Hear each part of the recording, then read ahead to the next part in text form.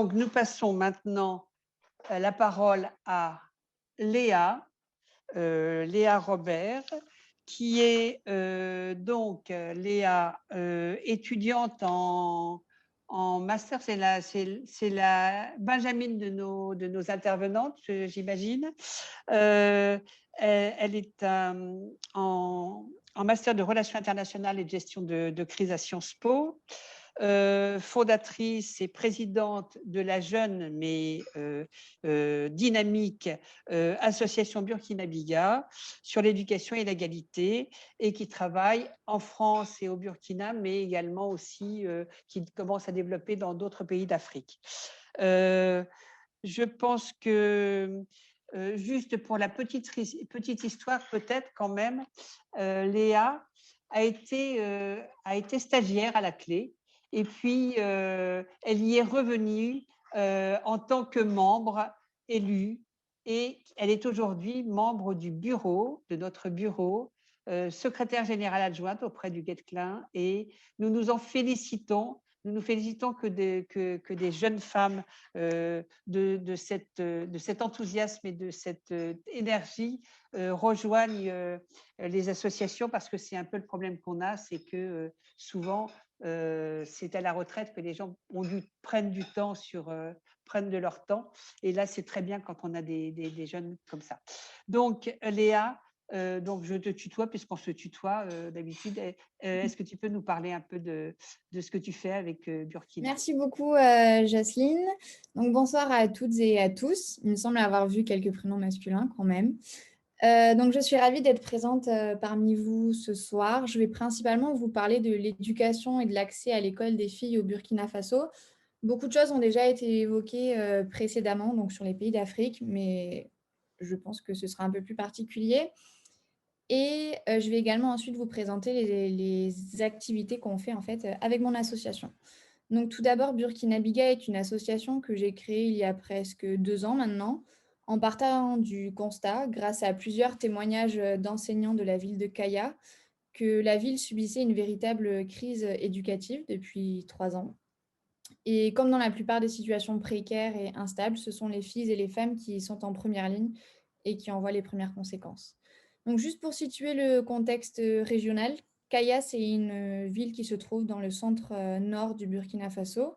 Cette petite ville, ces 3 dernières années, a vu arriver des milliers de réfugiés, principalement des Burkinabés qui ont fui les attaques de groupes djihadistes dans le nord du pays, mais également des Maliens et des Maliennes. Face à cette arrivée massive de réfugiés, les services scolaires de la ville, qui sont principalement gérés par le diocèse de Kaya, se sont vus débordés. Et suite à cela, l'arrivée de l'épidémie de la Covid-19 a écourté l'année scolaire donc 2020. La reprise des cours en octobre ne s'est pas fait correctement, elle s'est même fait très difficilement. Et certains profs en sont arrivés à la conclusion qu'ils avaient perdu la moitié de leurs effectifs au niveau des élèves. Donc, avec nos collaborateurs sur place, on a donc fait les constats suivants, notamment à la suite de la situation migratoire que subit le Burkina Faso depuis maintenant 5 ans. Donc, comme dans toutes les situations de migration, les enfants sont temporairement déscolarisés. Mais dans le cas présent, une fois à Kaya, la priorité n'est bien évidemment pas la rescolarisation des filles pour les familles. Et ainsi, la plupart des réfugiés qui sont repartis à l'école à leur arrivée à Kaya sont des garçons. Ensuite, les alentours de Kaya ont été visés par des attentats, des enlèvements et des assassinats perpétrés par ces groupes djihadistes. Et du coup, la situation sécuritaire est clairement catastrophique. Et par crainte donc pour la sécurité de leurs enfants et surtout de leurs filles, certains parents ont fait le choix de retirer leurs filles des établissements scolaires. Ensuite, tout comme la crise sanitaire, l'immigration entraîne certaines familles dans la pauvreté, et les frais de scolarité peuvent être un frein à la rescolarisation des filles. Donc c'est souvent les garçons en fait qui sont favorisés pour aller à l'école. On leur donne la priorité sur les économies de la famille pour repartir à l'école. Et le quatrième constat qu'on a fait, c'est que l'absence d'infrastructures sanitaires dans certains établissements, je ne sais plus qui c'est qui parlait, par exemple, de le fait qu'il n'y ait pas de toilettes filles et garçons séparés. cela a un impact en fait, au moment par exemple des menstruations et ça peut décourager certaines filles, d'aller à l'école. Donc c'est encore un facteur aggravant et d'autant plus qu'avant l'épidémie de Covid-19, à Kaya, il y avait une énorme surpopulation dans les écoles, étant donné qu'énormément de réfugiés sont arrivés et que les écoles n'y étaient pas préparées. Du coup, l'utilisation des toilettes et des sanitaires, c'est devenu en fait, une réelle problématique et ça a été une circonstance aggravante, pour la déscolarisation des filles.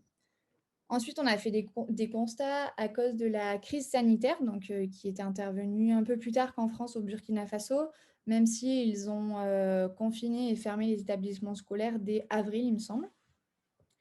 Donc, on a observé plusieurs phénomènes. Le premier, c'est que les élèves, en général, pendant le confinement et vu que les écoles étaient fermées, ont aidé leurs parents à travailler pendant la crise. La crise a parfois augmenté la pression économique de certaines familles. Et donc, on a vu beaucoup de jeunes filles et de jeunes garçons travailler dans les champs, dans les petits commerces ou par exemple sur les marchés avec leurs parents. Nous, on a eu certains retours de professeurs qui nous ont dit que plusieurs garçons sont partis, donc plusieurs de leurs élèves sont partis travailler dans des mines dans des pays frontaliers. Et pour ce qui est des filles, le fait que pendant plusieurs mois, elles n'aient pas pu être scolarisées, plus la pression économique que leur famille subit, ça a favorisé la conclusion de mariages précoces et forcés, de grossesses précoces, mais également de mutilations sexuelles et génitales.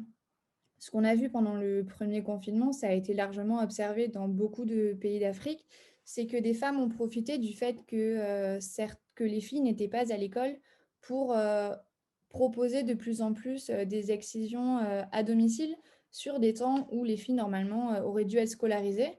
Et donc, l'effet de déscolarisation dans cette période-là a augmenté le taux d'excision dans les villages et donc à Kaya. Je pense que vous connaissez toutes, vu qu'on arrive à la fin de la conférence, les enjeux de la scolarisation des filles dans les pays en voie de développement. C'est important pour sortir de la pauvreté, pour s'émanciper et pour jouir de leurs droits, et même pour le développement du pays. Je crois que c'est un rapport de l'UNESCO qui montre que chaque année passée par une fille sur les bancs de l'école augmente son futur revenu de 10 à 20%. Et surtout, le dernier aspect qui pour moi est le plus important, c'est que la non-scolarisation des filles les maintient dans un statut clairement inférieur à celui des garçons. En conséquence, avec mon association, donc Burkina Biga, on fait tout d'abord de la sensibilisation sur ces questions-là dans certains établissements français. Donc plutôt dans le sud, on est intervenu sur Avignon, Bolène et Biarritz. Et ensuite, on fait un réel travail au Burkina Faso même, donc dans la région de Kaya. On travaille avec des membres de l'administration des écoles et des professeurs de la ville de Kaya pour que les filles de 1 aient un accès à l'école ou puissent y retourner après la crise du Covid ou quand elles sont en situation de migration. Donc, ce qu'on fait tout d'abord, c'est qu'on donne la parole à ces filles. Par exemple, on a réalisé des interviews pendant le confinement pour savoir ce qu'elles en pensaient, parce qu'on pense justement que c'est important que ces filles puissent avoir une voix, qu'elles puissent s'exprimer, qu'elles puissent être mises en avant. Ensuite, on essaie de mettre en place un système qui permette une distribution de protection périodique adaptée à leurs besoins, pour que justement les menstruations ne soient plus un problème et un frein pour aller à l'école. Et notre action principale, c'est la création d'une bibliothèque en libre service dans les collèges de Kaya, donc il y en a 3, pour que justement l'accès aux fournitures ou l'accès aux livres, donc l'aspect financier de l'éducation, ne soit plus un problème et que certaines filles puissent aller à l'école grâce à ça. Donc c'est un programme qui s'adresse à la fois aux filles et aux garçons, mais en ayant une vision générale, en fait, on impacte quand même indirectement les filles. Voilà. C'est tout pour moi. Merci Merci beaucoup. beaucoup. Merci beaucoup, Léa, pour ta présentation.